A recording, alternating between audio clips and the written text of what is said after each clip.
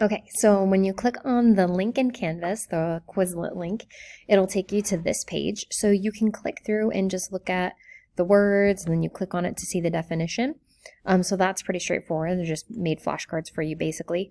You can do, like if you click right, it'll give you the definition, and you have to type the words. So this would be poignant, and it goes through all of them. There's a couple games, like there's this match game, where you have to make everything disappear by dragging matches together. So, snobbish superiority, that would be condescending. So I drag it here. Virulent, very harmful, like a virus. So you just kind of drag it together like that, and then it times you so you can try and get faster and faster. There's this game.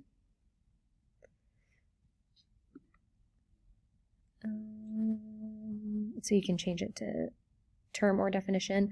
I would do random because the quiz will be both. Okay, and so you just have to type the answer before the answer hits. So this would be, this is so stressful. Having more than one meaning or interpretation, vague or unspecific. Got it. Killing it. But it was too late. So then I write it again because I missed it. But anyways, that's this game. I don't know what this one is. Let's find out. Oh, never mind. This one only works if we're in class. Sorry. That's why I don't know that one. So these two games are fun. But this is like just good practice. Over here you can test yourself.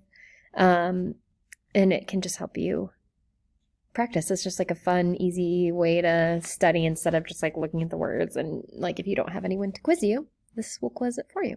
So that was just one idea to help you prepare for the Word of the Day quiz next week.